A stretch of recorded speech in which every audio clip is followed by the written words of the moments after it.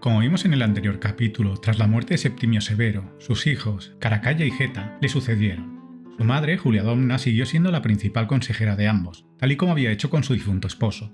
Por ello, fue la primera emperatriz viuda en recibir el título de Pia Felix Augusta, que, grosso modo, quiere decir que colaboraba en el gobierno del imperio con sus hijos. Pero ni como madre ni como consejera pudo hacer nada para cambiar la pésima relación que tenían ambos hermanos, a quienes solo su difunto padre había conseguido moderar. Sin embargo, una vez libres de su influencia y sabiéndose los hombres más poderosos del imperio, los dos hermanos trocaron su mala relación en abierta hostilidad hacia el otro. Durante el viaje de vuelta a Roma, Caracalla y Geta discutieron continuamente entre ellos, sin llegar a compartir alojamiento ni comidas, poniendo de manifiesto cómo iba a ser su reinado conjunto si no ocurría algún suceso extraordinario. Al llegar a Roma, el palacio imperial fue dividido en dos secciones separadas, ocupadas cada una por uno de los augustos, y ninguno permitía a los sirvientes del otro entrar en su zona del palacio. Solo se reunían en presencia de su madre y con una fuerte guardia militar, temiendo constantemente ser asesinados. Según Herodiano, ambos hermanos intentaron convencer a los cocineros de que echaran veneno en la comida del otro. Muy probablemente la estabilidad de su gobierno conjunto se debió a la mediación y liderazgo de su madre, Julia Domna, pues cualquier decisión que apoyaba a uno de los emperadores automáticamente era rechazada por el otro. Según el historiador Herodiano, los hermanos decidieron dividir el imperio a lo largo del Bósforo, para que su cogobierno fuera menos conflictivo, con Caracalla en el oeste y Geta en el este.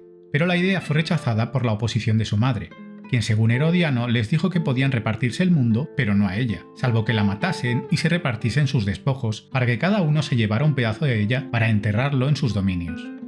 Durante todo el año 211, la relación entre los hermanos fue empeorando, hasta que a finales del 211 Caracalla intentó asesinar a Geta durante la fiesta de las Saturnales, que se celebraban sobre el 17 de diciembre. Al no conseguirlo, y aparentemente arrepentido, Caracalla hizo que su madre organizara otra reunión con su hermano en los apartamentos de ella la siguiente semana, para, según parece, arreglar de forma amistosa y definitiva los problemas entre ellos, con su madre como testigo y mediadora. Uno de los requisitos era que ambos augustos debían asistir sin escolta. Geta cumplió lo estipulado, pero Caracalla consiguió que algunos de sus guardaespaldas accedieran a la reunión, ordenándoles que mataran a su hermano, quien murió en brazos de su madre. Al día siguiente, según lo ha narrado en la historia augusta, Caracalla se presentó ante el Senado acusando a Geta de haber intentado asesinarle, y que él se había defendido. El Senado aceptó esa versión, como no podía ser de otra forma, entre otros motivos porque la Guardia Pretoriana respaldaba al nuevo emperador. Julia Domna, además, confirmó la versión de Caracalla. Después del asesinato de Geta, además, fue condenado a desaparecer de los registros oficiales, o sea, a que los funcionarios eliminasen cualquier rastro de su existencia en cualquier tipo de soporte, ya fueran monedas, escritos, esculturas o cualquier lugar donde se hiciera la mínima referencia a su existencia. Por una parte, sobre todo en representaciones públicas, la orden se ejecutó y cumplió con bastante celo, como por ejemplo la inscripción de los baños termales de la imagen. Pero hubo también casos en los que, siendo un monumento oficial, no se siguieron las órdenes, tal y como se vio en el relieve del arco del triunfo de su padre Septimio Severo en Leptis Magna. En cuanto al cumplimiento de esa disposición por la ciudadanía, salvo casos excepcionales que buscasen algún tipo de reconocimiento por parte de las autoridades al demostrar su adhesión al emperador, pocos sentirían la necesidad de aplicarla. Desde luego no en las monedas, donde probablemente una moneda manipulada despertaría sospechas sobre su autenticidad. Además del borrado de su hermano de la historia tras su asesinato, Caracalla mandó ejecutar a muchos de los partidarios de Geta. Según Dion Casio, la cifra llegó a 20.000 muertos. Algunas de las más destacadas serían las del tutor de Geta, Serenio Samnónico, un erudito de cierto renombre en esa época, o la de Papiniano, el gran jurista romano, que había sustituido a Plauciano como prefecto del pretorio de Septimio Severo y que se negó a legitimar la muerte de Geta. ¿Y qué hizo Julia Domna al respecto? Como ya se ha dicho, confirmó la versión del intento de asesinato de Geta hacia su hermano Caracalla. ¿Por qué lo haría?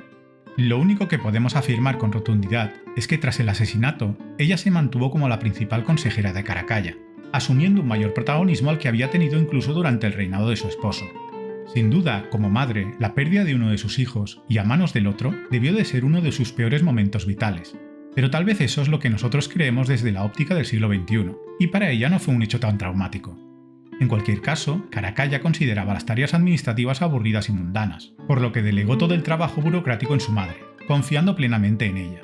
Eso es lo que nos dicen las fuentes, que como ya se dijo en el anterior capítulo, veían a las mujeres de la dinastía Severa desde una óptica muy tradicional y por lo tanto negativa. Así que entra dentro de lo probable que los opositores a la dinastía Severa hayan exagerado el papel ejecutivo de Julia Domna en el reinado de su hijo, pues al final era el emperador quien tenía la última palabra, pero seguramente Caracalla sí se apoyaba mucho en los consejos que seguramente le daba su madre, quien llevaba casi 20 años como emperatriz en esos momentos, y su ayuda, en la forma que fuera, sería muy necesaria para su joven e inexperto hijo. El legado más importante de su mandato, y que lo promulgó pocos meses después de quedar como único emperador, fue la llamada Constitución Antoniniana, aunque para nosotros es más conocida como Edicto de Caracalla, del año 212, por el cual se extendía la ciudadanía romana a todos los habitantes de las provincias, con algunas excepciones, como los esclavos, que no tenían consideración de personas sino de cosas, y los dediticios, que eran los habitantes del imperio que, durante la expansión romana y su incorporación al imperio, opusieron una resistencia que los romanos juzgaron excesiva y que, una vez derrotados e integrados en Roma, habían quedado desprovistos de organización cívica debido a su difícil conquista. En el momento de la promulgación del edicto, apenas quedaban habitantes con esa condición, pues hacía muchos años que el imperio había perdido el empuje expansionista de antaño, y los pocos territorios conquistados en las fechas próximas al edicto apenas se habían opuesto a su absorción y asimilación por Roma. En general, los habitantes de los territorios romanos se podrían distinguir, en primer lugar, en tres categorías: quienes tenían derechos civiles y políticos, quienes solo tenían derechos civiles y quienes carecían de ambos. En esta última categoría encontraríamos a los esclavos, mientras que en la primera estarían los ciudadanos romanos, los únicos que gozaban de derechos civiles y políticos, es decir, que podían elegir y ser elegidos como representantes públicos. La ciudadanía romana, aparte de los derechos políticos que otorgaba, garantizaba también una serie de protecciones legales, principalmente en el ámbito jurídico. Los ciudadanos romanos tenían muchos más derechos de defensa que cualquier otro, incluyendo el de no ser torturado ni condenado a muerte salvo en casos de traición. Una categoría aparte eran las mujeres, que por norma general no eran tratadas como sujetos de derecho. Las romanas o latinas permanecían siempre bajo la tutela de su esposo o de un familiar varón, con algunas excepciones como era el caso de las vestales, mientras que las extranjeras eran tratadas como peregrinas, igual que los hombres. Dado que a la mujer le estaba vedado el ejercicio de la patria potestad, éstas no podían crear su familia, y dado que el parentesco se determinaba por línea paterna, se las consideraba el comienzo y fin de su propia familia. Volviendo al tema de la ciudadanía romana, este era un requisito indispensable para acceder a las magistraturas y cargos del cursus honorum, lo que viene a ser la carrera pública y política de los romanos, y cuya cúspide era llegar a ser senador y lo máximo, cónsul. Por lo tanto, el otorgamiento de la ciudadanía romana a un extranjero se había convertido en un medio de promoción jurídica y social, constituyendo un honor, y la única forma de acceder a cargos públicos tanto en la época republicana como en la imperial.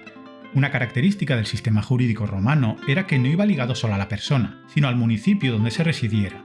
Si una ciudad gozaba del estatus de ciudad romana o latina, sus habitantes tenían ese mismo estatus como ciudadanos, a menos que fuesen esclavos o dediticios trasladados a esa ciudad.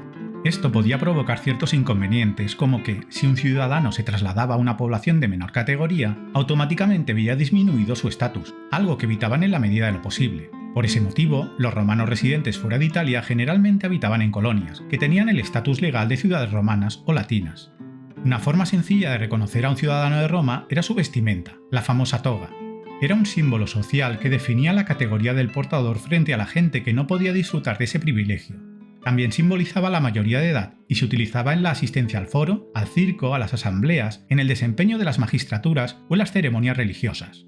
Hasta el año 212, la península itálica, como extensión metropolitana de la misma Roma, era el único territorio donde todos sus habitantes libres gozaban de la plena ciudadanía romana, mientras en las provincias, la ciudadanía romana se limitaba a las ciudades provinciales con estatus de colonia romana, así como a determinados sujetos que la habían adquirido o heredado individualmente. Como resultado del edicto de Caracalla, un gran número de nuevos ciudadanos asumieron el nombre del emperador, en honor de su patrón, o sea, de quien habían recibido la ciudadanía, cuyo nombre completo era Marco Aurelio Antonino. Esto incluye a varios de los emperadores que sucedieron a la dinastía Severa. Así, 7 de los 11 emperadores entre Galieno y Diocleciano llevaban el nombre de Marco Aurelio, la mayoría de los llamados emperadores que reinaron durante la llamada crisis del siglo III. Como se ha visto, la inmensa mayoría de los integrantes del imperio no eran ciudadanos romanos. Por lo tanto, obtener la ciudadanía romana era un incentivo muy potente y daba prestigio a quien lo conseguía, elevando el estatus de la familia en su comunidad y convirtiéndose en un referente para el resto de sus vecinos. Había diversas formas de acceder a la ciudadanía romana. Una era si se realizaba un servicio extraordinario al Estado. Otra opción era comprarla, aunque según parece este método era poco común y además muy caro.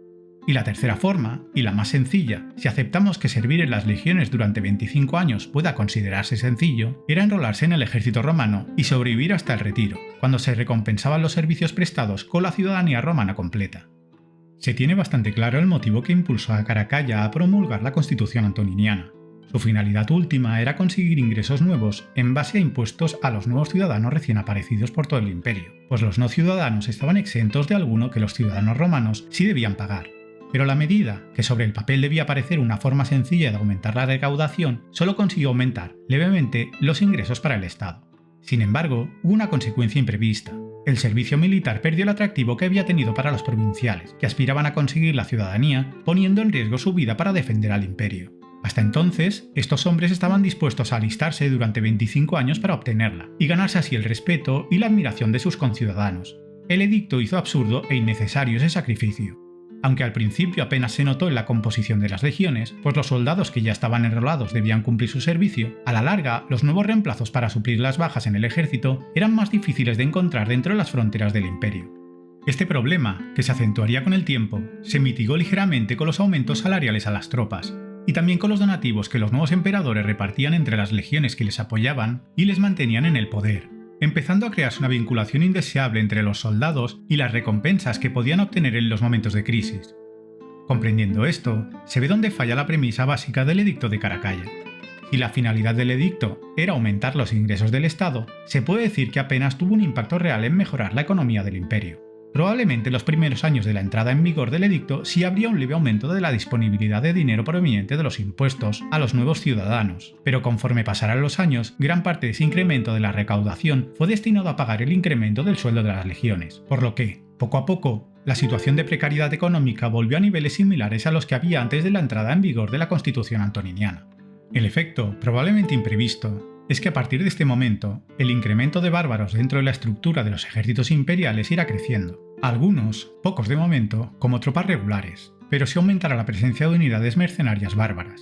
Y aunque su capacidad militar está fuera de toda duda, el principal cambio fue que esas tropas bárbaras eran extranjeros, y por lo tanto, no estaban tan comprometidos con el Estado romano como si lo estaban, a priori, los habitantes del imperio, cuya promoción social dependía de su buen desempeño defendiendo al mismo, y querían, además, una Roma fuerte y poderosa para que su sacrificio y recompensa en forma de ciudadanía mereciera la pena.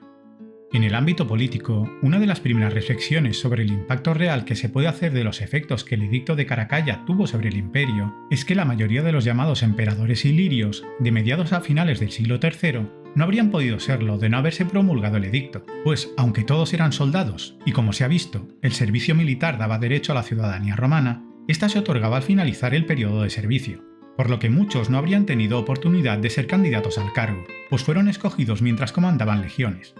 Eso sin contar con que probablemente no habrían tenido la oportunidad de mandarla sin ser ciudadanos romanos. Por ello, es posible decir que el edicto de Caracalla fue un punto de inflexión trascendental en el devenir del Imperio Romano. En otro orden de cosas, no se puede pasar por alto el que es, probablemente, el legado arquitectónico más conocido del emperador, al menos en la ciudad de Roma. Las termas de Caracalla que, paradójicamente, empezaron a construirse durante el mandato de su padre, Septimio Severo, y se completaron en 235, casi 20 años después de la muerte de Caracalla. Fueron los segundos baños públicos más grandes de Roma, con la particularidad de que las termas de Caracalla se convirtieron en el complejo de baños más lujoso de toda la ciudad, con una capacidad estimada de 1.500 usuarios simultáneos. Su tamaño solo fue superado por las termas de Diocleciano, construidas casi un siglo después. Sus restos arqueológicos son los más grandes conservados en la actualidad en la ciudad de Roma. En el año 213, aproximadamente un año después del asesinato de Geta, Caracalla abandonó Roma. Se dirigió al norte para enfrentarse a los alamanes, una confederación de tribus germanas que habían atacado las fronteras y trataban de penetrar en el imperio por Recia. Durante su estancia, Caracalla reforzó las fortificaciones fronterizas de los campos de cumanos, de modo que pudieron resistir cualquier invasión bárbara durante otros 20 años. En esta época, Caracalla volvió a aumentar el sueldo de las legiones, esta vez a 900 denarios. Como dato curioso, de esta campaña de la frontera gala viene su afición a usar la prenda que terminaría dándole su apodo histórico, la caracalla. Este atuendo, provisto de una capucha, fue adoptado por el emperador, y fue tan de su agrado que se obligó a las tropas repartidas por todo el imperio a llevarlo. En la primavera de 214, Caracalla partió hacia las provincias orientales, pasando por las provincias danubianas y las provincias de Asia y Bitinia, donde según parece quería visitar la tumba de Aquiles y las ruinas de Troya, que a saber qué serían exactamente, pues estas no fueron encontradas hasta mediados del siglo XIX. Tras esa visita cultural por Asia Menor, llegó a Antioquía, ya en Oriente Medio, donde parece que quiso aprovechar el caos que había en el Imperio Parto para obtener una victoria fácil. La lucha dinástica entre Vologases VI, el rey parto, y su hermano menor Artabano probablemente comenzó alrededor del año 213. El rebelde Artabano conquistó rápidamente una gran parte del imperio. Justo ahí Caracalla vio su oportunidad de sacar tajada de los problemas internos del eterno enemigo de Roma y buscó un pretexto para invadir al imperio parto, solicitando a Vologases que enviara a 2 refugiados huidos de la justicia romana. Para sorpresa del emperador, Vologases envió a los 2 hombres a Caracalla sin dilación, negándole así su pretexto, por lo que no le quedó más remedio que continuar su camino hasta Alejandría, a donde llegó en diciembre de 215. Su intención parece que era visitar la tumba de Alejandro. Sin embargo, una vez allí, según las crónicas, la saqueó al ser objeto de burlas por parte de los habitantes de la ciudad, pues parece que no habían olvidado la muerte de Geta y de las excusas que había dado Caracalla para justificar su asesinato. Pagaron cara su osadía, muriendo miles de alejandritas por esta revuelta. Por esas fechas se empezó a acuñar el antoniniano, una nueva moneda de plata, cuyo valor nominal equivalía a 2 denarios. En principio no debería haber habido problema, pero lo hubo. La trampa estaba en 2 factores, independientes entre sí, aunque a la población no le pasaron desapercibidos. La cantidad de plata en la nueva moneda era algo menor de lo que debería ser nominalmente, pero, sobre todo, el tamaño de la moneda era un 25% más pequeña de los 2 denarios a los que equivalía. Por lo tanto, tenía también menos plata de la que debería, independientemente de que se racaneara con la pureza de la plata desde el primer momento, lo que acumulaba la devaluación de la nueva moneda. También en el año 215 el emperador cambió la proporción de oro en los aurios. Desde Nerón, la proporción había sido acuñar unos 45 aurios por cada libra de oro, que en el Imperio Romano equivalía a unos 330 gramos de peso. Caracalla ordenó cambiar también esta proporción, estableciendo que de cada libra de oro se extrajeran 50 monedas, lo cual implicaba reducir un 10% la proporción de oro y por consiguiente devaluar la moneda, mientras el valor facial de la misma, en teoría, se mantenía inalterado.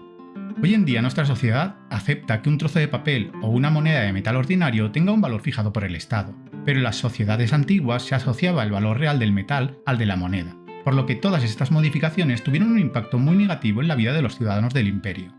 La población empezó a guardar las monedas antiguas, con un valor real mayor que las nuevas, aumentando la inflación en el imperio. A su vez, los vendedores y los proveedores de todas las mercancías, al percatarse de la artimaña con el cambio en las monedas, aumentaron los precios para compensar, disparando la inflación en el imperio. Durante su estancia en Alejandría no solo la saqueó, sino que también aprovechó para visitar el templo de Isis y Serapis que allí había, y que había mandado restaurar, al ser él muy devoto de esa deidad egipcia. A lo largo de su reinado, Caracalla mandó construir templos dedicados a esta deidad por varias ciudades del imperio, incluida la propia Roma. Permaneció allí hasta marzo o abril de 216, mientras negociaba con Artabano el matrimonio con su hija y posible heredera al trono pártico, pero al ser rechazada su proposición, se desplazó a la frontera entre ambos imperios para comenzar una campaña de conquista. Durante el resto del año 216, estuvo planificando y atacando la frontera parta, y en invierno se retiró a Edesa, para descansar y preparar la campaña del año siguiente. Sin embargo, durante una visita a Carras, un pretoriano lo asesinó. Las motivaciones exactas detrás del acto de Marcial, que así se llamaba el regicida, no están completamente claras en la historia. Algunas fuentes sugieren que pudo haber actuado por venganza personal, mientras que otras apuntan a posibles intrigas políticas. Específicamente, hay teorías que sugieren que el magnicidio a manos del pretoriano pudo haber sido instigado por Macrino, el que en ese momento era el prefecto del pretorio, y que mandó ejecutar a su subordinado al instante, haciéndose proclamar emperador por el ejército de la campaña persa en ese momento, sin consultar al Senado.